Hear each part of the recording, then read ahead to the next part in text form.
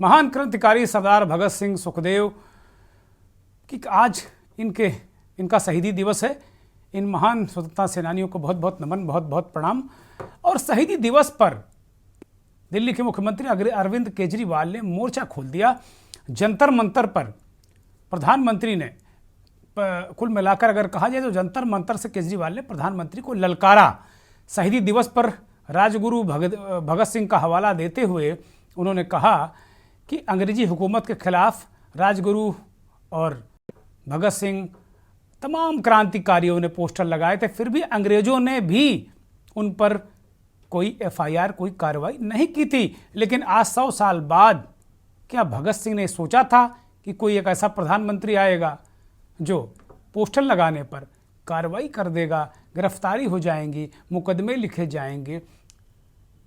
केजरीवाल इसे मोदी सरकार की तानाशाही बता रहे हैं और सवाल खड़ा कर रहे हैं कि ये कैसा लोकतंत्र है जहां सच बोलने पर जेल भी भेज दिया जाता है। यही लोकतंत्र का सवाल कभी देश के अंदर राहुल गांधी उठाते हैं और कभी देश के बाहर उठाते हैं तो उन्हें कहा जाता है कि वो मीर जाफर हैं, वो देशद्रोही हैं, बहुत सारी बातें की जाती हैं। केजरीवाल ने जंतर मंतर पर जो धरना दे रहे थे कार्यकर्ता, उनके इस कार्रवाई के खिलाफ उस धरने में केजरीवाल पहुंचे और आज शहीदी दिवस पर उन्होंने जमकर प्रधानमंत्री पर सीधा निशाना साधा। वो सुनिए आप। तो हमारे स्वतंत्रता सेनानियों ने, भगत सिंह ने, सुखदेव ने, राजगुरु ने, सुभाष चंद्र बोस ने, चंद्रशेखर आजाद ने, इन सब लोगों ने अंग्रेजों के टाइम पे अंग्रेजों के खिलाफ खूब पोस्टर चिपकाए थे, खूब पोस्टर चिपकाए। आज से 100 साल पहले अंग्रेजों ने भी पोस्टर चिपकाने के जुर्म में किसी को भी गिरफ्तार नहीं किया था।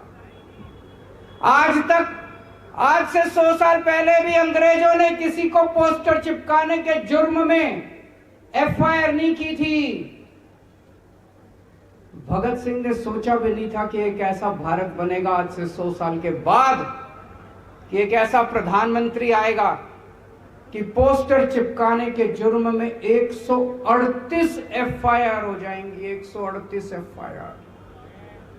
इस देश के अंदर किसी महिला के साथ कुछ गलत काम हो जाए तो एफआईआर दर्ज कराना नानी याद आ जाती है।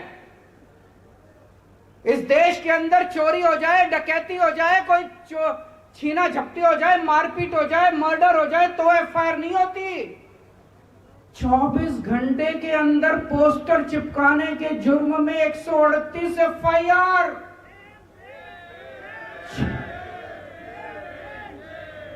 6 लोगों को गिरफ्तार कर लिया कहते हैं। एक कोई प्रिंटर है और 6 लोग हैं जो बेचारे गरीब आदमी दीवारों पे पोस्टर चिपका रहे थे उनको। यार ये चल क्या रहा है? प्रधानमंत्री जी की तबीयत ठीक है?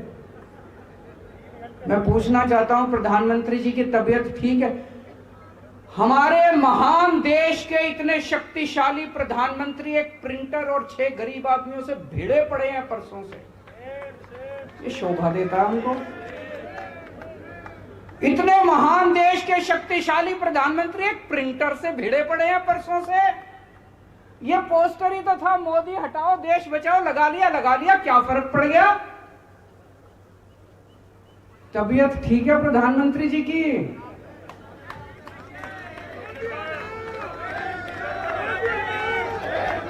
इतना डर किस बात का डर है प्रधानमंत्री को?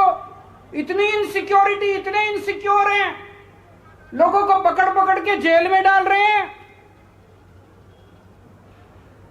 एक मेरे को बीजेपी वाला मिला, कहता है सर प्रधानमंत्री मोदी जी 18 घंटे काम करते हैं। मैंने कहा यार कैसे मैनेज करते हैं, सोते कब हैं? कहता जी 3 घंटे सोते हैं। मैंने कहा काम कैसे चलता है? 3 घंटे में तो किसी इंसान का काम नहीं चलता। 3 घंटे की नींद से तो 6 घंटे की नींद चाहिए होती है। मैंने कहा 3 घंटे की नींद से तो काम नहीं चलता। बोला जी उनको दैवी शक्ति मिली हुई है। मैंने कहा पगले ये दैवी शक्ति नहीं कहते, इसको नींद की बीमारी कहते हैं। केजरीवाल ने तंज भी कसा, क्रांतिकारियों से तुलना भी की कि भाई उन्होंने यहाँ तक भी कहने की कोशिश की कि ये सरकार अंग्रेजों से भी 4 कदम आगे निकल गई। नरेंद्र मोदी की सरकार की वो बात कर रहे हैं। आज केजरीवाल सीधे सीधे प्रधानमंत्री जी पर निशाना साधते नजर आए और बहुत सारी बातें ऐसी उन्होंने कहीं, हो सकता है वो भी मानहानि के दायरे में हो और केजरीवाल भी कभी सजा भुगत रहे हो 2-4 महीने बाद, ये भी हो सकता है।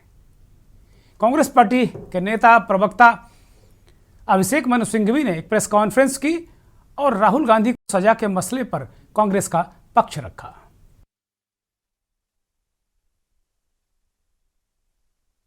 16 तारीख को सुबह माननीय राहुल गांधी जी को एक नोटिस दिया गया। उस नोटिस में करीब करीब 2 पन्नों जितने लंबे प्रश्न थे, वो प्रश्न कई ऐसे मुद्दे उठा रहे थे कि भारत जोड़ो यात्रा में जो कि लाखों लोग मिले राहुल गांधी जी से, उनके विषय में कुछ विक्टिम्स के बारे में, उनके नाम, उनकी जगह, क्या वारदात थी, इत्यादि इत्यादि। उस पर मैं अभी आऊंगा, लेकिन ये वास्तव में अभिषेक मनु सिंघवी ने कहा कि भाई ये ठीक है, सजा हुई, कोर्ट ने जो सजा दी सम्मान है उसका, लेकिन राहुल गांधी की सदस्यता जाएगी नहीं जाएगी ये अभी थोड़ा जल्दबाजी होगी इसमें कहना, और कतई नहीं जाएगी। अभिषेक मनु सिंघवी कह रहे हैं कि भाई हम बहुत सारे कोर्ट हैं, बहुत सारी आगे चीज़ें हैं, हाई कोर्ट है, सुप्रीम कोर्ट है, हम अपनी बात रखेंगे। लेकिन वो एक बात बड़ी महत्वपूर्ण कह रहे हैं, वो बड़ा सवाल उठा रहे हैं कि भाई अगर आप इस पूरे मामले को देखें तो पहले इस मामले को एक तरीके से शिथिल कर दिया जाता है, एक तरीके से इसमें पैरवी नहीं की जाती, फिर अचानक अभी जब राहुल गांधी संसद में अडानी पर हमला करते हैं, उन्हें उनके प्रधानमंत्री और उनके रिश्तों पर सवाल पूछते, तो उसके बाद फिर ये सारा मसला नए सिरे से इसकी जो मुकदमा शुरू करने का जो परमिशन है वो दी जाती है, पैरवी होती है, और उसके बाद फिर सबूतों के आधार पर जो भी कोर्ट का निर्णय है वो आ जाता है। वो सवाल उठा रहे हैं, वो न्यायिक व्यवस्था पर सवाल नहीं उठा रहे, वो सिस्टम पर सवाल उठा रहे हैं, और सिस्टम की बात हम भी कर रहे हैं। अखिलेश यादव ने ट्वीट करके हमला किया है और कहा है कि भाई इस देश में बहुत सारे देश की मानहानि, जनता की मानहानि, सौहार्द की मानहानि, संविधान की मानहानि, अर्थव्यवस्था की मानहानि, भाजपा पर ऊपर लिखित जितनी मानहानि उन्होंने गिनाई, ना जाने कितने प्रकार के मानहानि के मुकदमे होने चाहिए। विपक्ष को नगण्य मुकदमों में, एक तरीके से जो मुकदमे कह रहे हैं वो नहीं हैं, उन पर फंसाकर राजनीतिक भविष्य साधने वाली भाजपा और विपक्ष की ताकत से एक तरीके से डर गई है। वो कह रहे हैं भाजपा विपक्ष की ताकत से डरी हुई है। ये अखिलेश यादव का ट्वीट है। राहुल गांधी ने आज भगत सिंह और तमाम महान क्रांतिकारियों को आज श्रद्धांजलि देते हुए भगत सिंह, सुखदेव और राजगुरु के शहीद दिवस पर आज उन्होंने नमन किया है। तीनों महान क्रांतिकारियों को, तीनों को आज के दिन फांसी दी गई थी, और कहा सच और हिम्मत का दामन थाम देश के लिए बेखौफ लड़ते जाना, भारत माँ कि इन्हीं वीर सपूतों से सीखा है, इंकलाब जिंदाबाद। राहुल गांधी कह रहे हैं इंकलाब जिंदाबाद। इस निर्णय के दरमियान उनका यह ट्वीट आया है और वो कह रहे हैं कि इंकलाब जिंदाबाद, हम इन्हीं वीर सपूतों से हमने उस जुल्म और जोर जबरदस्ती के खिलाफ लड़ना सीखा है। राहुल गांधी का ये ट्वीट है। अरविंद केजरीवाल ने ये तो कहा, लेकिन इस मसले पर भी उन्होंने एक ट्वीट किया है, वो भी जरा देख लेते हैं। अरविंद केजरीवाल कह रहे हैं कि सब इंसान बराबर हैं, चाहे वो किसी धर्म जाति के हों। हमें ऐसा भारत बनाना है जहां सभी धर्मों जातियों के लोग हों, भाईचारा हो, मोहब्बत हो। वो इस तरह की बातें कह रहे हो कि देश के सामने आज एक सवाल रखना चाहता हूं। वो सवाल कि क्या कम पढ़े लिखे प्रधानमंत्री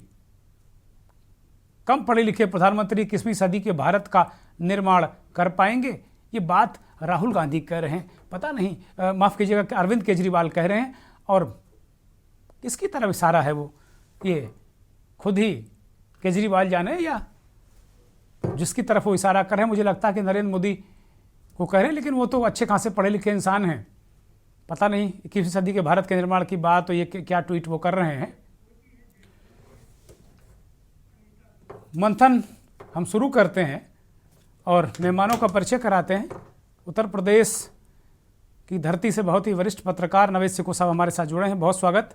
कांग्रेस के वरिष्ठ नेता जयकरण वर्मा साहब हमारे साथ जुड़े हैं। जयकरण जी बहुत स्वागत, बहुत धन्यवाद। और कांग्रेस के अलावा बीजेपी की नेता अनीता अग्रवाल जी बहुत ही वरिष्ठ नेता हैं, हमारे साथ जुड़ी हैं। अनीता जी बहुत स्वागत, बहुत धन्यवाद और बहुत आभार। तीनों मेहमानों का बहुत बहुत प्रणाम। मैं सीधे नवेद सिको भाई के पास जाऊंगा। नवेद भाई, आज एक चीज कॉमन रही मोदी, दो बड़े राजनीतिक घटनाक्रम हुए।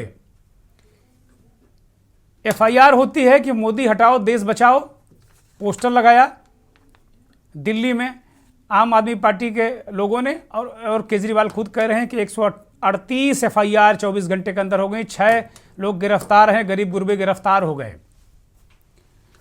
उसी तरीके से सूरत के कोर्ट ने ब्रांड मोदी को डेंट करने वाला या मोदी सरनेम पर टिप्पणी करने वाले या उपहास उड़ाने के आरोप में सजा सुना दी राहुल गांधी को 2 साल की। और सभी को पता है कि 2 साल की सजा के बाद सदस्यता जाती है। हालांकि इसमें 1 महीने अपील का होता, तो अभी कांग्रेस के लोग अपने अपने तरीके से लगे हैं। राहुल गांधी दिल्ली भी लौट आए हैं और जो उनकी शारीरिक भाषा थी वो विजयी मुद्रा जैसा उनको लग रहा था, सजा के बाद भी ऐसा दिखाने की वो कोशिश कर रहे होंगे। लेकिन इन दोनों मसलों में एक चीज़ कॉमन है। केजरीवाल ने एक बात और कही कि आज भाजपा के मित्रों ने केजरीवाल के पोस्टर लगा दिए कि केजरीवाल हटाओ दिल्ली बचाओ। तो वो कह रहे हैं बहुत अच्छी बात है। वो अनुरोध कर रहे हैं कि पुलिस वाले भाइयों एक भी मुकदमा मत लिखना, क्योंकि इस लोकतंत्र में अधिकार है, इतना कहने का तो अधिकार है ही लोगों को। तो कह रहे हैं एक मुकदमा मत लिखना, हमारा एक कार्यकर्ता भी इसका विरोध नहीं करेगा, ना हमारा एक कार्यकर्ता इस पर कोई रिएक्शन देगा। अरविंद केजरीवाल ने आज बहुत तीखे हमले किए। पहले अखिलेश यादव, कल ममता बनर्जी, इधर खैर नहीं बोल रही हैं उतना वो, लेकिन आज केजरीवाल ने बहुत तीखे हमले किए। आज जो मंथन का हमारा विषय है वो ब्रांड मोदी को जो डेंट पहुंचाने वाले हैं उनको सजा का मसला है। नवेद भाई, और ही लग रहा है, मुझे लग रहा है भाजपा के अंदर ही कुछ लोग भाजपा को नुकसान पहुंचाने की कोशिश कर रहे हैं।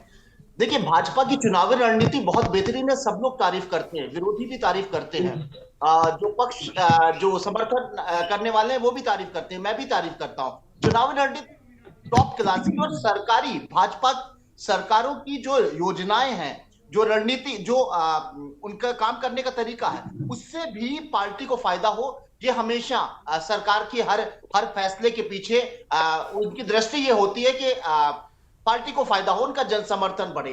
ये भी अच्छी बात है। भाजपा सरकारों की इस बात का भी विरोध नहीं किया जा सकता या उसको गलत नहीं कह सकते कि हम सत्ता में हैं और हम अपने विरोधी को दबा के रखेंगे, ये स्वाभाविक बात है। हम उसकी कमजोर नब्ज पकड़े रहेंगे, उनको डराएंगे कि अगर तुम हमारे ऊपर हमलावर होगे तो हम तुम्हारी कमजोरी की नब्ज पकड़ के हम तुम्हें जेल डाल देंगे। यहां तक भी ठीक है, इसलिए ठीक है क्योंकि जब हमारे पास ताकत होगी तो हम अपनी ताकत का इस्तेमाल करेंगे। अगर हमारे पास सत्ता है तो हम विरोधी को दबा के रखेंगे, ये भी एक स्वाभाविक है। और जो भी ताकतवर सरकार हुई उसने ऐसा किया, लेकिन अब ज्यादा हो गया है, बहुत ज्यादा हो गया है। और इस ज्यादा होने से भाजपा का ही नुकसान होगा, मुझे लगता है भाजपा सरकार का ही नुकसान होगा। क्योंकि आज की तारीख में देश में भाजपा इतनी मजबूती है कि कोई ये नहीं कह सकता, कोई विश्लेषक भी नहीं कह सकता, एक्सपर्ट भी नहीं कह सकता कि भाजपा को हराने के लिए कोई एक दल देश में है। कोई अकेला दल भाजपा को नहीं हरा सकता। एक अगर दीवार इतनी मोटी है उस पर धक्का एक आदमी मार दे, पहलवान भी मार दे, वो हिलेगी नहीं। लेकिन अगर उसको 20 लोग धक्का मार देंगे तो वो गिर जाएगी। यहां पर 20 लोग इकट्ठा नहीं हो पा रहे थे। इस देश की राजनीति यह है, ममता अलग, राहुल अलग, केजरीवाल अलग, अखिलेश यादव अलग, सब लोग अलग थलग पड़े हैं। लगातार इस तरह के बयान आ रहे हैं कि विपक्ष पूरे देश का एक नहीं हो पाएगा, इसलिए भारतीय जनता पार्टी बहुत बड़े बहुमत से जीतने वाली है लोकसभा, ये संकेत है। लेकिन जो अब कार्रवाइयां तेज हो गई हैं कि अब बड़े बड़े नेताओं की सदस्यता सदन की चली जा रही है, एक छोटे से पोस्टर के ऊपर सैकड़ों एफआईआर हो रही हैं, इससे मुझे लगता है कि एक लोकतंत्र खतरे में है और संविधान जा रहा है। मैं यही सवाल करूंगा। अभी आलोक जी आ गए हमारे साथ, देश के जाने माने राजनीतिक विश्लेषक, बहुत तमाम बड़े मीडिया संस्थानों में सर्वोच्च पदों पर रहे आलोक जी हमारे साथ जुड़े हैं, और मीनाक्षी जी आम आदमी पार्टी के नेता हमारे साथ जुड़े हैं। बहुत स्वागत, बहुत धन्यवाद। कंप्लीट करिए नवेद भाई। जी। नवेद भाई ने बड़ी महत्वपूर्ण बात कही कि भाई एक पोस्टर, आलोक जी, भाई मोदी हटाओ देश बचाओ, ये तो बहुत बहुत सारे लोगों के खिलाफ इस तरह के पोस्टर चिपकाए जाते रहे हैं। हमने तो नहीं देखी कि कहीं इतनी सारी एफआईआर हो गई हो एक साथ। और सूरत में कोर्ट का फैसला आ गया है, दोनों मसलों में ब्रांड मोदी है। एक तरफ मोदी सरनेम को लेकर मानहानि हो गई, कोर्ट ने फैसला सुनाया, और दूसरी तरफ पुलिस ने अपनी सजा का ऐलान कर दिया, 6 लोगों को गिरफ्तार कर लिया। आलोक जी देखिए देवेंद्र जी, दो चीजें हैं। पहला, जिस तरीके से केंद्र सरकार या बाकी जो राज्य सरकार, जब मैं राज्य सरकार की मैं बात करता हूं तो मैं यहाँ उल्लेख करना चाहूंगा विशेष तौर पर असम सरकार का। तो जब ये सरकारें जब अपने को जब ये डरने लगती हैं, जब भी डरने लगती हैं, असुरक्षा का बोध इनमें हावी होने लगता है, सत्ता गंवाने का, या इसको दूसरे अगर अच्छे अर्थों में कहे जाए कि सत्ता बरकरार रखने का एक भय भी मौजूद रहता है, तो इस तरीके की कार्रवाई की जाती है। लेकिन अगर विश्लेषण किया जाए तो ये है कि एक सत्ता जाने का एक डर होता है। तो ये डर क्यों है? लोकतंत्र में तो ये कोई बड़ी बात नहीं है। सत्ता आती है, जब सत्ता जाती है। बड़े बड़े नेता आए, जवाहरलाल नेहरू जैसे लोग चले गए, अमेरिका में भी चले गए, लिंकन भी चले गए, कैनेडी भी चले गए, सारे लोग चले गए। दुनिया में ऐसा कौन बंदा है जो 20 साल और 40 साल तक रहा हो लोकतांत्रिक? यहाँ मैं फिर एक शब्द का जोड़ दूंगा, लोकतांत्रिक। कोई मेरे को एक ऐसा नेता बताए कि जो 30 साल तक या 25 साल तक सत्ता में रहा हो। नहीं रहा। कौन से लोग सत्ता में रहते हैं 25 और 30 साल तक? अब आप लौट करके आइए, क्यूबा चले जाइए, कहीं अब बहुत सारे नाम है, मैं उन नाम करने की मैं जिक्र करना चाहूंगा। तो सवाल है कि लोकतंत्र ज्यादा बड़ी चीज होती है, और लोकतंत्र पे इस तरीके की जो मत भिन्नता होती है, इसको एक उचित स्थान दिया जाना चाहिए। और इस पर टूट पड़ना, ये जो कार्रवाई है, ये बेसिकली आप मान करके चलिए मुख्य तौर पे इमरजेंसी के दौरान ये दिखाई दी थी, जब ये सत्ता पक्ष विपक्ष पे टूट पड़ा था। उसके अपने जो केंद्रीय एजेंसियां थी, ये सब तमाम सारी चीजें हुई थी जब। लेकिन उस समय हुआ क्या था? उस समय आपातकाल घोषित कर ये सारी कार्रवाइयां हुई थी। अभी तो आपातकाल घोषित है नहीं। अब आपने ये दो चीजें जोड़ी है। एक पहला, अब मैं आपके मुख्य सवाल पे आता हूँ कि सूरत वाले मामले में मुझे एक ऐसा लगता है कि अब देखिए, अब एक कोर्ट का फैसला है, उस पर ज्यादा टिप्पणी नहीं की जा सकती। लेकिन मुझे तो लगता है कि किसी भी जज के सामने 3 परिस्थितियां मुझे ऐसी लगती हैं। पहला, आप सजा दे सकते हैं। सजा कितनी हो सकती है? अधिकतम कितनी हो सकती है? 2 साल। दूसरा ऑप्शन क्या होता है? जुर्माना दे सकते हैं। जुर्माने की कोई सीमा नहीं। तीसरा क्या हो सकता है कि आप दोनों चीजों को आप दे सकते हैं, सजा भी दे सकते हैं, जुर्माना भी दे सकते हैं। यहां आपने जुर्माना किया कितना? 15,000 रुपये। और मैं आपको एक चीज बता दूं, अगर आप यूपी के अगर ईस्टर्न पेरिफेरल एक्सप्रेस वे में अगर चढ़ जाए ना, तो मोटरसाइकिल को 20,000 का जुर्माना देना पड़ता है। देश के किसी भी एक्सप्रेस वे में अगर दोपहिया वाहन अगर चढ़ जाए तो उसको 20,000 का जुर्माना देना पड़ सकता है। तो आपने वहां पर उनको जो जुर्माना कितना लगाया? 15,000। आपने सजा कितनी दी? अधिकतम। कितनी? अधिकतम कितनी? 2 साल। इससे ज्यादा का तो कानून में प्रावधान ही नहीं है। अब ये तो बहरहाल देखिए, ये लीगल बैटल है। लीगल बैटल में ये तय होगा कि वो मोदी के पूरे मोदी समुदाय का वो प्रतिनिधित्व करते थे या नहीं करते थे, ये आगे की विषय है। और देखिए, राहुल गांधी बड़े आदमी हैं, उनके पास देश के बड़े बड़े वकील हैं, कुछ उनकी पार्टी में ही है काफी बड़े वकील, तो वो तो निकल जाएगा। लेकिन दिक्कत दुर्गेन जी आपको होगी, नवेद जी को होगी, हमको होगी, मीनाक्षी जी को होगी, दिक्कत इन लोगों को होगी। सवाल यह है कि क्या आप अभिव्यक्ति का गला घोटेंगे? क्या उन्होंने किसी एक समुदाय को किया था? मुझे तो नहीं लगता। वो तो एक चुटकी लेना कहते हैं। सवाल यह है कि जब राजनीतिक जब भाषण होता है, वो स्पेशली रैली में जब भाषण होता है, तो तमाम चुटकियां भी ली जाती हैं। तो उन चुटकियों को लेने के ऊपर अगर आप अभी आलोक जी, मुझे लगता है केजरीवाल जी फंस जाएंगे। आज ही उन्होंने कहा है कि प्रधानमंत्री को कोई दैवी शक्ति नहीं है, उन्हें नींद की बीमारी है। अब ये भी आ सकता है कि प्रधानमंत्री का आपने मानहानि की, केजरीवाल भी मुझे लगता है उनकी भी सदस्यता जाने वाली है, क्योंकि इस तरह की टिप्पणी उन्होंने की है तो कोई ना कोई मुकदमा उनके खिलाफ कल परसों तक आएगा, मुझे ऐसा लग रहा है। एक ब्रेक ले रहा हूं, फिर मैं पॉलिटिकल जो हमारे साथ लोग जुड़े हैं उनसे बात करेंगे।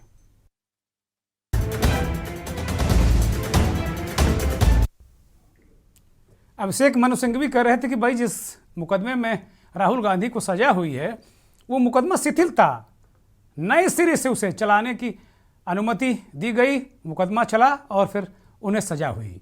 और दूसरी तरफ आम आदमी पार्टी के कार्यकर्ताओं के खिलाफ एक 24 घंटे के अंदर 138 मुकदमे, खुद मुख्यमंत्री केजरीवाल इस बात को कह रहे हैं और पोस्टर क्या चिपकाए, मोदी हटाओ देश बचाओ।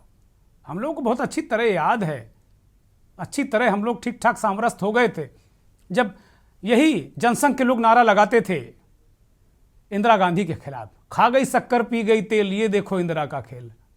अगर इतने में तो मुझे लगता है कि पता नहीं क्या हो जाता आज।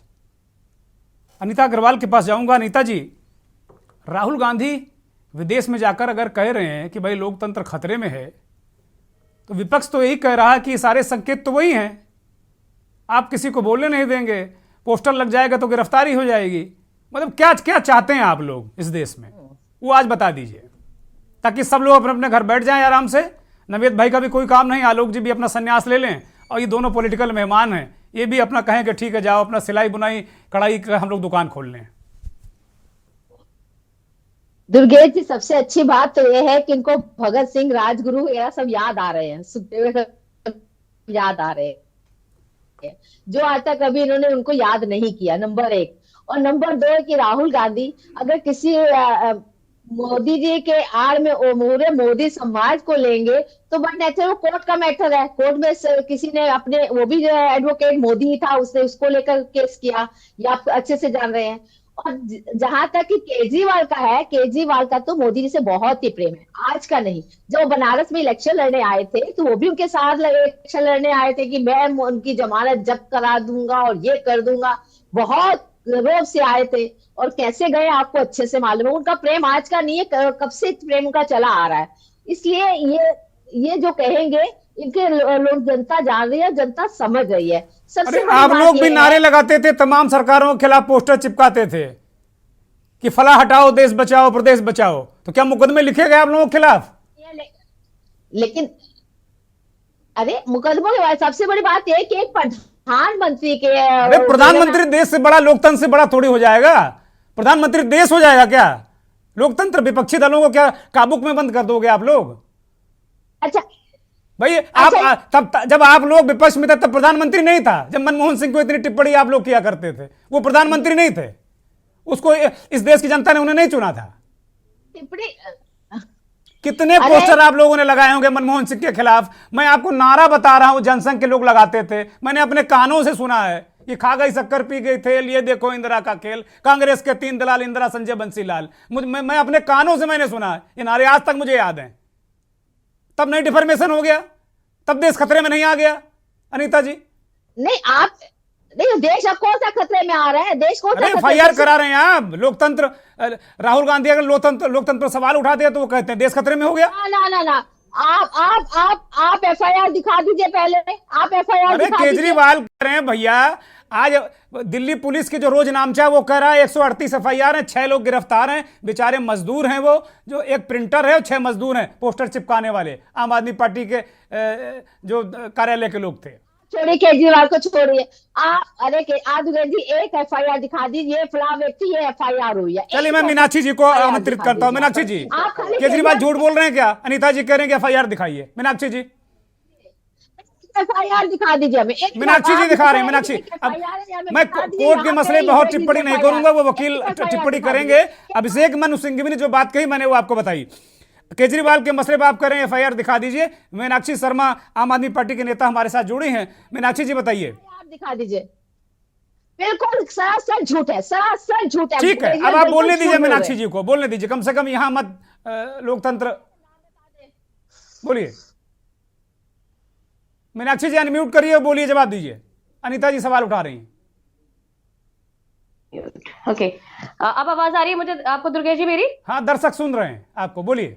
देखिए दुर्गेश जी, पहली बात तो जो बीजेपी के प्रवक्ता है वो शायद जानकारी नहीं रखते हैं, या फिर पढ़कर नहीं आती हैं, या फिर झूठ बोल रही हैं। दोनों में, तीनों अरे में आप से कोई बता भी दीजिए नहीं ना, है। अरे आप बता दीजिए किसके मैंने नाम आपको हुई है। बोलने का मौका दिया, अब आप मुझे बोलने का मौका दीजिए। जब आपका मौका आएगा बोलिएगा, बिल्कुल बोलिएगा, अपना हाँ पूरा हाँ, समय बताइए लीजिएगा और बताइए बात कीजिएगा। बताइए। तो दुर्गेश जी, मैं तो सिर्फ ये कहना चाहूंगी, एक पोस्टर ने पूरी बीजेपी के अंदर मोदी जी के पूरे खलबली मचा कर रख दी। इतनी बौखलाहट किस चीज की थी कि एक पोस्टर के ऊपर 138 एफआईआर कर दी गई है और 6 लोगों को गिरफ्तार करके रखा हुआ है।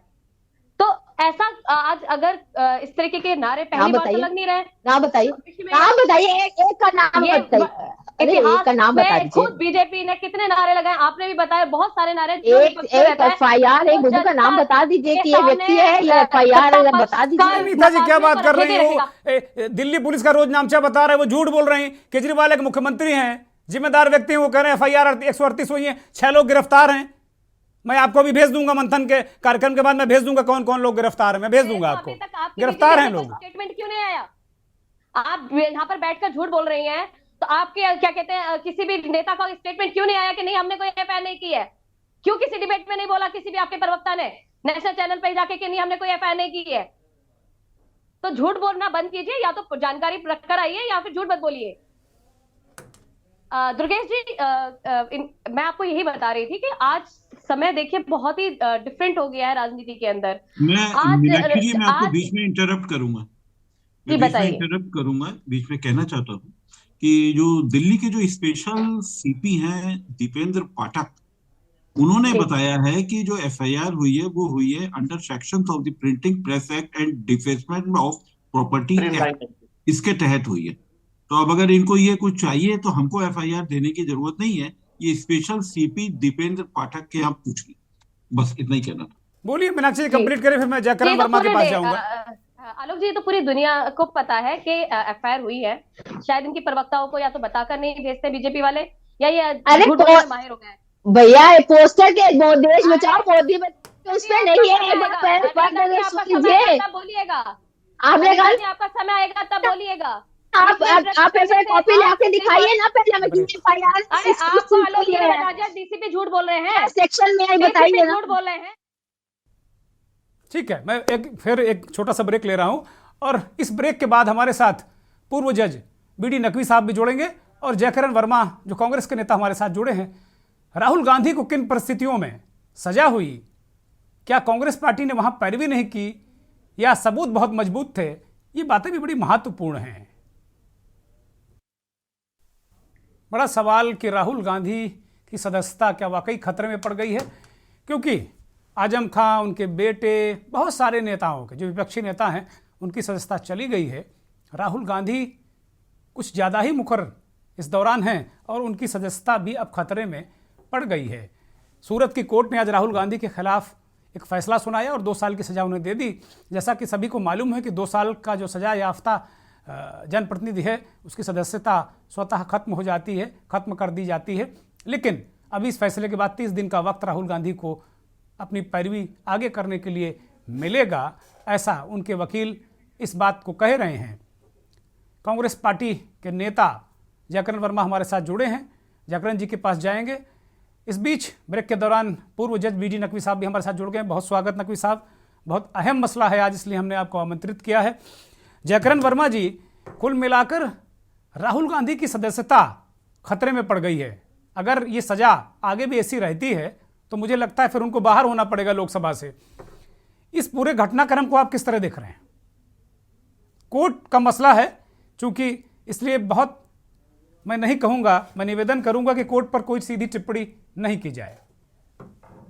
चौहान साहब, देखिए, कांग्रेस पार्टी के लिए राहुल गांधी की सदस्यता इतनी जरूरी नहीं जितने जरूरी आज देश में लोकतंत्र की रक्षा करना है। अगर जो मोदी सरकार ये चाहती है, मोदी जी ये चाहते हैं, संघ ये चाहता है कि सदन में माननीय राहुल गांधी जी एक भी शब्द माननीय मोदी जी के भ्रष्टाचार पर, अडानी जी के भ्रष्टाचार पर, नीरव मोदी, ललित मोदी और उनके भाई मेहुल चौकसी के ऊपर एक शब्द न बोले, उनकी सदस्यता रद्द करवा दी जाए, तो कांग्रेस इससे विचलित होने वाली नहीं है। क्योंकि चौहान साहब, जिस परिवार ने जिस नेहरू परिवार ने, जिस गांधी परिवार ने एक ही परिवार के 6-6 लोग इस देश के लिए जेल में रहे हों, जिस परिवार के 2 लोगों ने इस देश के लिए बलिदान देने का काम किया हो, जिस परिवार ने आज तक प्रधानमंत्री जैसे कुर्सी को कभी लालच न किया हो, उस परिवार पर माननीय मोदी जी ने जो कृत करने का काम किया है, मैं सम्मानीय कोर्ट का स्वागत करता हूं, लेकिन मेरा हक है कि मैं उससे सहमत हूं या नहीं हूं। जयकरण जी, मोदी जी ने क्या कर दिया इसमें? भाई पूरी मोदी कम्युनिटी को अगर राहुल गांधी अपमानजनक शब्द कहेंगे तो भाई कोई ना कोई तो हर्ट होगा ना। मोदी जी को क्यों दोषी ठहरा रहे हैं आप? आपने कहा चौहान साहब, क्या माननीय मोदी जी हमारे देश के माननीय प्रधानमंत्री हैं? जब उन्होंने हमारे देश के आधी आबादी महिलाओं को शोप नखा कहा था, तब उनके ऊपर मानहानि का दावा नहीं होना चाहिए। जब उन्होंने कांग्रेस की विधवा कहा था, तब माननीय मोदी जी के ऊपर मानहानि का दावा नहीं होता है। लेकिन क्या माननीय मोदी जी जिस प्रकार से छोटी हरकत और नीच हरकत एक वरिष्ठ पद पर बैठते हुए करने का काम कर रहे हैं, शब्दों को प्रधानमंत्री वो है, शब्दों को थोड़ा सा संयत रखिए। भारत के प्रधानमंत्री हैं, शब्दों को बहुत संयत तरीके से बोलना चाहिए। देख लीजिए जो लोग इन्होंने कहा था कि नीच जाति, यही वो लोग हैं जो नीच वर्षद बोलते हैं। चौहान साहब, चाहिए प्रधानमंत्री को नीच कहते हुए। माननीय मोदी जी की जो हरकत है बहुत ही घटिया है, बहुत ही नीच है, इसलिए कि उन्होंने पूरे देश के महिलाओं का अपमान सदन में करने का काम किया था। कांग्रेस नेता को कांग्रेस की विधवा कहने का काम किया था। माननीय मोदी जी के ऊपर ये शब्द। भाई जयकरण वर्मा, अगर आप आहत हुए थे तो आप करते कोई मुकदमा? भाई जो कम्युनिटी आहत होगी, अब आप फिर यहाँ एक डिफॉर्मेशन कर रहे हैं, प्रधानमंत्री के बारे में गलत सलत टिप्पणी कर रहे हैं। नहीं करना चाहिए भाई। आप लोग थोड़ा संयमित रहिए। मुझे लगता है इसी तरीके कुछ अति उत्साह का शिकार राहुल गांधी भी हुए हैं। पूर्व जज बीडी नकवी साहब हमारे साथ जुड़ गए हैं। नकवी साहब, एक और विपक्षी नेता और देश के सबसे बड़े विपक्षी नेता, यूं कहा जाए तो कोई अतिशयोक्ति नहीं होगी, उनकी भी सदस्यता खतरे में आ गई है। माननीय मोदी जी, आप अपने मिशन में कामयाब नहीं होंगे। अब दोनों लोग शांत हो जाइए। अपनी अपनी बात दोनों लोग कह चुके हैं। नकवी साहब के पास जाऊंगा। नकवी साहब, आपसे सवाल है। अनीता जी कृपया शांत हो जाइए। जयकरण जी, आप भी शांत हो जाइए। प्रधानमंत्री उठा रहे, सेना पर कोई नहीं उठाता। सेनाओं के पर राजनीति करने का मामला सिर्फ और सिर्फ आपकी पार्टी और मोदी जी करते हैं। जयकरण जी, अनीता जी शांत हो जाइए। नकवी साहब से सवाल लेना है मुझे, प्लीज शांत हो जाइए। जयकरण जी, अनीता जी कृपया शांत हो जाइए, कृपया शांत हो जाइए। मैं बहुत विनम्रता से अनुरोध कर रहा हूं आप दोनों से, मेरा आग्रह स्वीकार करिए।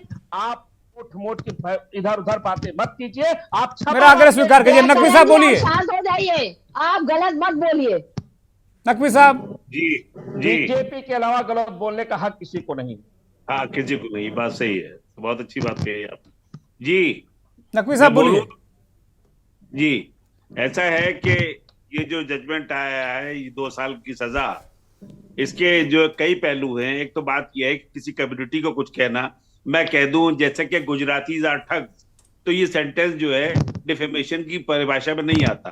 तो आप समझ लीजिए, कोई भी सेंटेंस किसी कम्युनिटी कुछ कहने में नहीं आता है। इंडिविजुअली अगर किसी को मैं कहूं फला आदमी जो है वो ठग है, तो उस परिभाषा में आता है जो कानून है हमारे हिंदुस्तान का, डिफेमेशन का, क्रिमिनल डिफेमेशन का।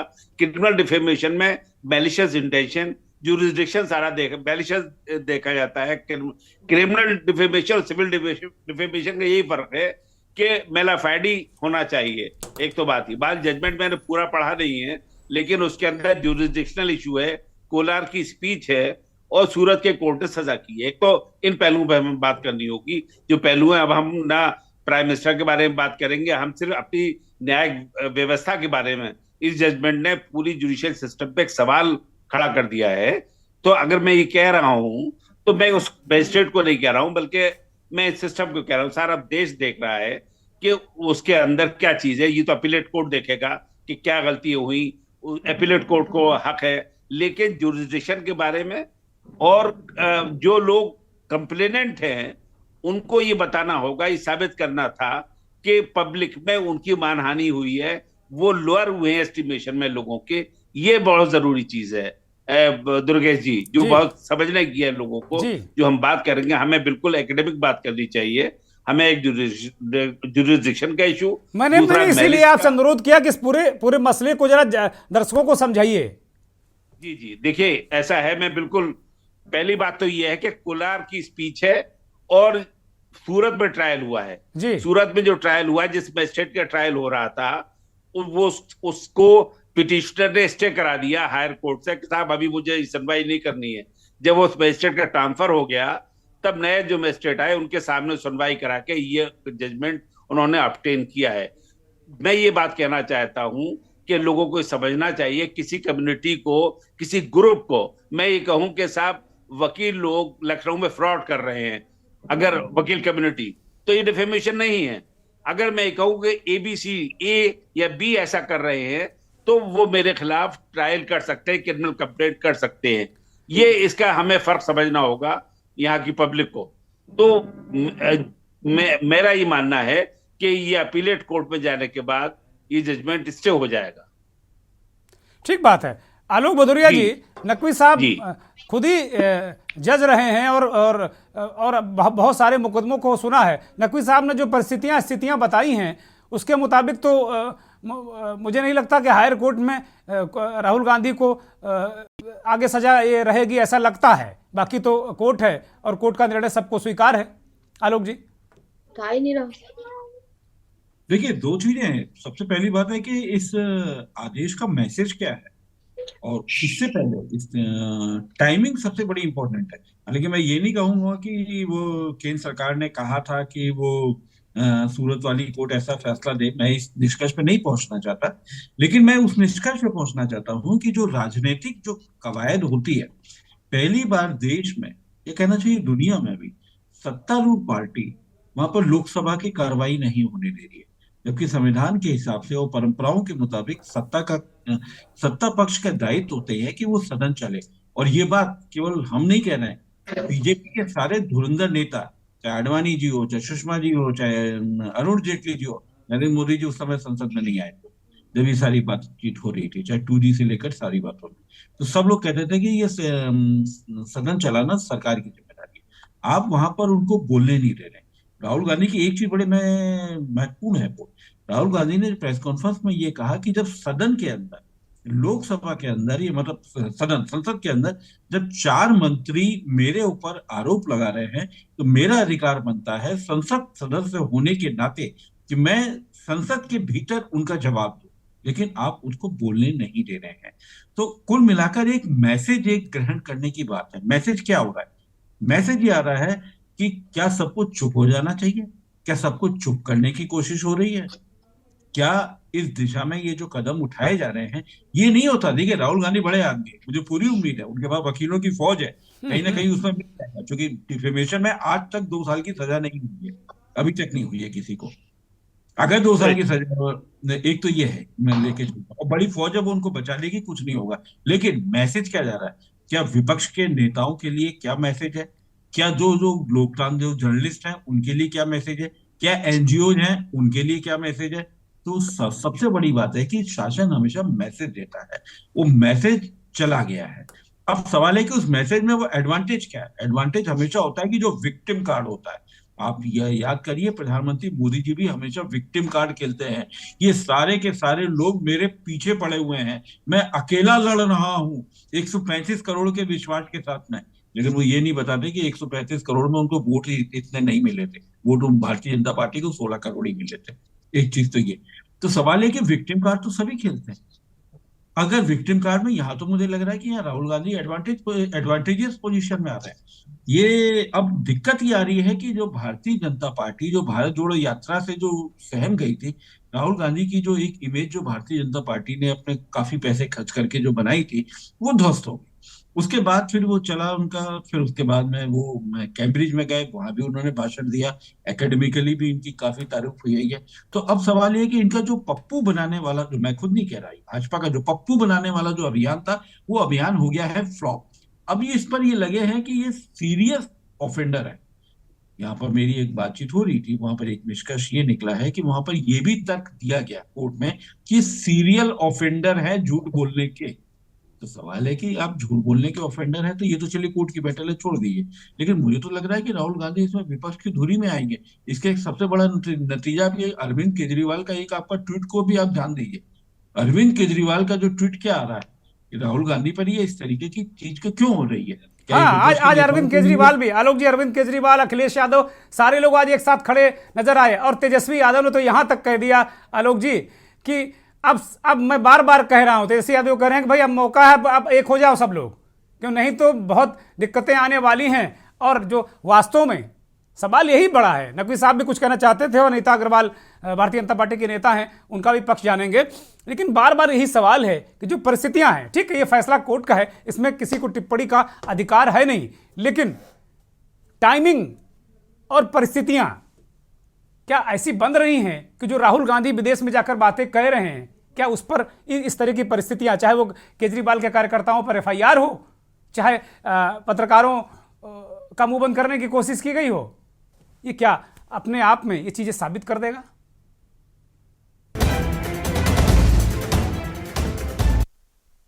ब्रेक के बाद आपका स्वागत है। ब्रेक से पहले नकवी साहब ने इस पूरी जो कानूनी स्थिति परिस्थिति है उस पर चर्चा की और आलोक जी ने टाइमिंग की बात की। अनीता अग्रवाल भारतीय जनता पार्टी के नेता इस पर कुछ रिएक्शन दे रही थी। अनीता जी, बात नकवी साहब ने भी अपनी जगह कही और आलोक जी ने टाइमिंग का कहा कि भाई जो संकेत और संदेश जा रहा था ऐसा नहीं है। वो ये भी कह रहे हैं कि भाई कोर्ट अपने सिस्टम से चलता, किसी सरकार से तो कोर्ट चलता नहीं है, लेकिन टाइमिंग अपने आप में बहुत सारे सवाल उठाती है। अनीता जी देखिए जोगेंद्र जी, सबसे बड़ी बात है टाइमिंग। कोर्ट जब फैसला थी टाइमिंग नहीं देखती, क्या टाइम है क्या नहीं। कोर्ट को अपना काम करना, वो कोर्ट अपना काम करती है, अपने हिसाब से करती है, नंबर 1। और नंबर 2 ये है कि विपक्ष पहले भी सब एक ही था। जो आज कहे ना विपक्ष एक हो रहा है, ये सब, और विपक्ष जब हमेशा एक होकर ही लड़ा है, उनको सबको एक ही एक सबका सूत्री कार्यक्रम है कि मोदी जी को किसी तरीके से हटाओ, भाजपा को हटाओ। उनका केवल एक सूत्री कार्यक्रम है, दूसरा कुछ नहीं। और सबसे पहले जनता का पूरा विश्वास हमारे मोदी जी पे है और बना रहेगा, क्योंकि जो मोदी जी ने काम किया ना वो किसी ने किया। ठीक बात है, ठीक हमने बात है। हमेशा जो है जमीनी स्तर तक, चाहे वो आवास के हो, चाहे उनकी योजनाएं जितनी वो जमीनी स्तर तक गई है। आज भ्रष्टाचार बिल्कुल खत्म हो गया लोगों के बैंक में। इन्हीं के कांग्रेस के नेता राजीव गांधी बोलते थे कि अगर हम यहाँ से 100 रुपए भेजते हैं तो 10 रुपए वहां पहुंचते हैं, 90 बीच में गैप हो जाते हैं। लेकिन कम से कम वो ये स्वीकार तो करते थे। आजकल के नेता तो स्वीकार भी नहीं कर रहे हैं, वो तो स्वीकार करते थे, बड़े सहृदय व्यक्ति थे वो स्वीकार तो करते थे कि हाँ भ्रष्टाचार है। मुझे लगता है कुछ व्यवधान है। मैं जल्दी से जयकरण जी के पास जाऊंगा। जयकरण जी, ये अनीता जी कह रहे हैं कि भाई बिल्कुल अब राम राज्य आ गया है, विषय में परिवर्तन नहीं करूंगा, मैं इसी पर रहूंगा, लोकतंत्र वाले मसले पर रहूंगा, क्योंकि राहुल गांधी बार बार लोकतंत्र के खतरे का सवाल उठा रहे हैं। चौहान साहब देखिए, डरा हुआ तानाशाह अपने ओर उठने वाली हर उंगलियों को वो काट देना चाहता है, गिरा देना चाहता है, नीचा दिखाना चाहता है। अरे एक उंगली आपके उठ रही है, 4 उंगलियां आपके उठती हैं। इस देश में राज चलाने का काम कर रहे हैं, लेकिन उनको यह नहीं पता है कि चाहे रावण का राज रहा हो, चाहे कंस का राज रहा हो, भगवान कृष्ण का जन्म न होने पाओ, जीवित न रहने पाओ, इसलिए कंस ने तरह तरह के। चलिए आप राम कृष्ण की भक्ति में आ रहे हैं, बहुत बहुत शुक्रिया आपका। लेकिन आज ये हमारा देश इस देश के लिए चिंतित है, देश की जनता इस देश के लिए चिंतित है। हिटलर की तरह माननीय मोदी जी की सोच जो है वो देश के खिलाफ जा रही है, देश को विनाश की तरफ ले जा रही है, लोकतंत्र की हत्या करने जा रही है। तो इसलिए हमारे जयकरण भाई, मेरा प्रश्न लोकतंत्र पर ही है। आज मैं लोकतंत्र पर बात करूंगा और आप लोग कृपया देखिए, मोदी जी देश के प्रधानमंत्री हैं, उनके बारे में बहुत सम्मानजनक तरीके से आप लोग बात करें, मेरा निवेदन है, और करना भी चाहिए। ठीक है, मैं मानता हूं कि भारतीय जनता पार्टी के बहुत सारे नेता मनमोहन सिंह को गरियाते रहते थे, बहुत सारे आज भी नेहरू नेहरू नेहरू नेहरू का नाम जपते हुए उन्हें गालियां देते हैं, लेकिन कम से कम कांग्रेस की यह परंपरा नहीं रही है। आप लोग कम से कम ये मत करा करिए, देश के प्रधानमंत्री हैं और उनके बारे में सम्मानजनक टिप्पणी होनी चाहिए। आप टिप्पणी करिए, लेकिन बहुत सारे शब्दों का चयन सही करिए। मीनाक्षी शर्मा जी ये कह रहे हैं कि भाई लोकतंत्र कायम है और सारे लोग, सारा विपक्ष एक होकर मोदी जी के पीछे पड़ा हुआ है। ये मीनाक्षी शर्मा, किसी का पहले तो इनका माइक म्यूट कर दीजिए अनीता जी का। मुझे शायद लगता है कि इनको सिर्फ इसलिए बैठाया गया है कि ये दूसरों को जवाब ना देना था पे और पूरी डिबेट को अनीता जी कृपया शांत हो जाइएगा, मीनाक्षी जी को बोलने दीजिए, क्योंकि अब मेरे पास वक्त नहीं, मैं एक्सपर्ट के पास जाऊंगा इसके बाद, मैं किसी पॉलिटिकल आदमी को नहीं लूंगा इसके बाद। मीनाक्षी जी लास्ट नहीं सकती, बोलिए। आइए अपना पक्ष तो रख नहीं सकती क्योंकि सच्चाई बहुत कड़वी होती है, तो ये दूसरों को डिस्टर्ब करके उनके बोलिए बोलिए मीनाक्षी जी, वक्त बड़ा कीमती है इस देश का भी, हमारा भी, आपका भी, बोलिए। देखिए आज बात भ्रष्टाचार पे कर रहे थे, तो आज भ्रष्टाचार सबसे ज्यादा बीजेपी के अंदर है।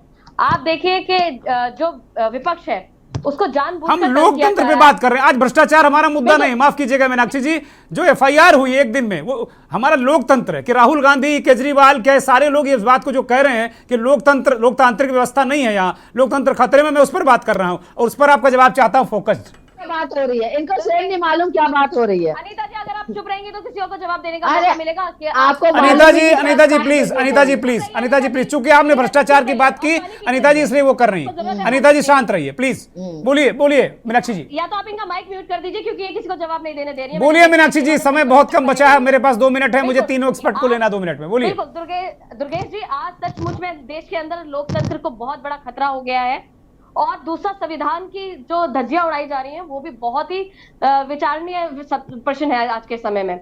आप देखिए जितना भी विपक्ष है सबको सीबीआई और ईडी लगाकर तंग किया जा रहा है, उन्हें परेशान किया जा रहा है।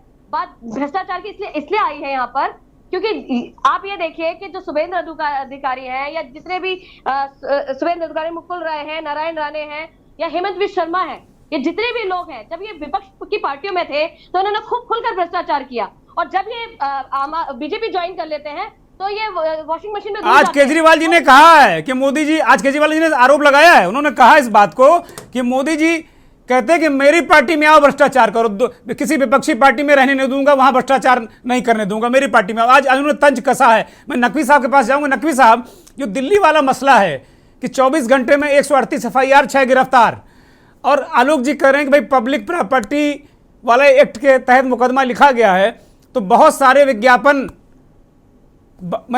अलग अलग तरीके से चिपके हुए पोस्टर हैं।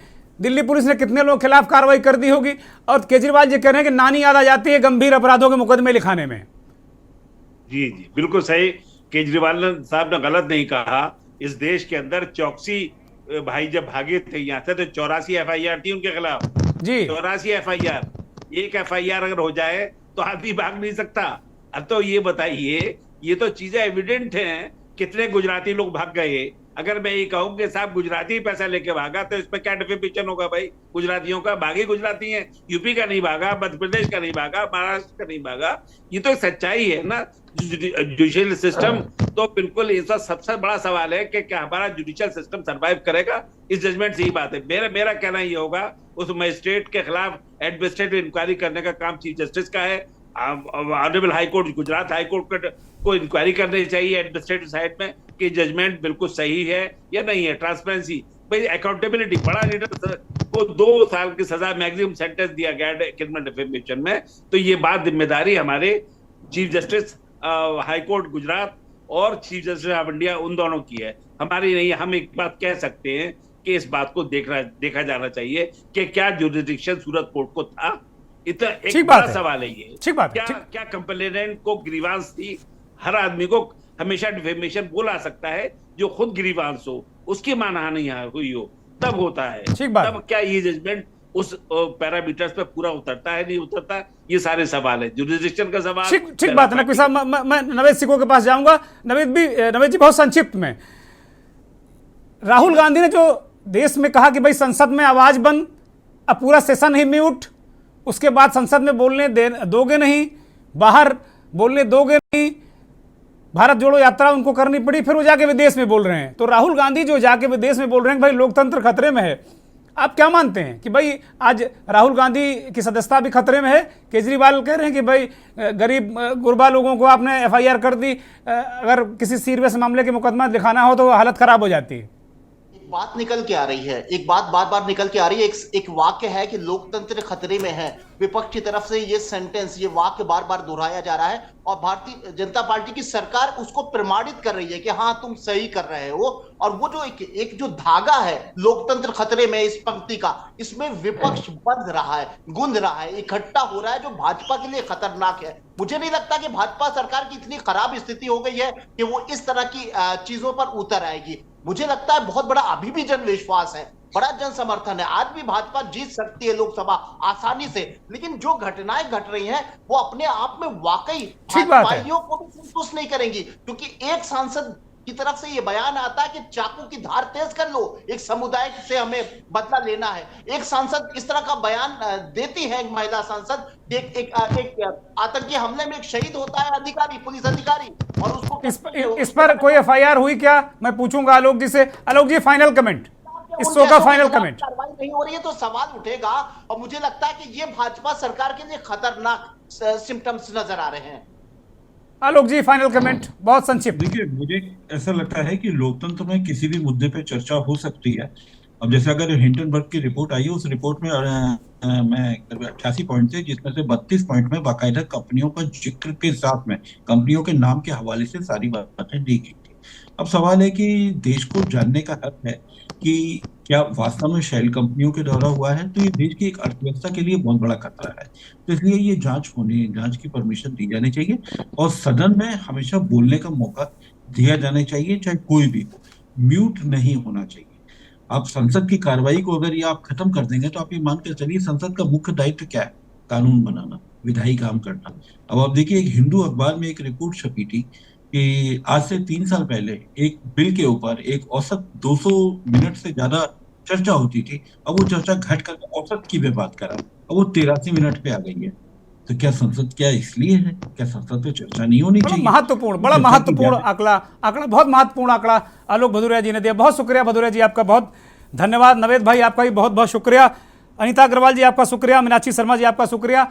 और बहुत बहुत धन्यवाद बीडी नकवी साहब आपका भी, कि बहुत महत्वपूर्ण कानूनी पक्ष हमारे दर्शकों के सामने आपने रखा, बहुत साहित्यिकी से, बहुत बेहतरीन तरीके से। सभी मेहमानों को बहुत शुक्रिया और बहुत बहुत धन्यवाद उन करोड़ों दर्शकों का जो के न्यूज़ को देखते हैं, हमारे इस खास कार्यक्रम मंथन को देखते हैं। वक्त चलते चलते का, और आज शहीद दिवस है।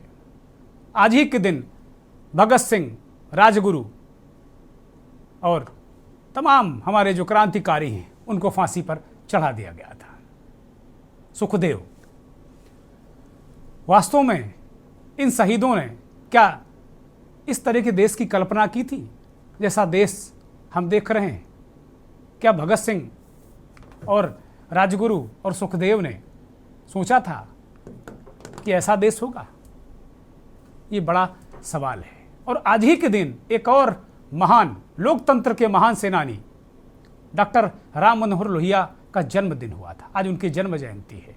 लोहिया ने बेड़ियों में जकड़े लोकतंत्र को मुक्त कराया, संघर्ष किया और लोकतंत्र की आवाज को जिंदा रखा। दोनों महान क्रांतिकारियों को के न्यूज़ का सत प्रणाम, बहुत बहुत नमस्कार। और लोकतंत्र के सेनानी लोहिया जी को भी बहुत बहुत प्रणाम, बहुत बहुत नमस्कार।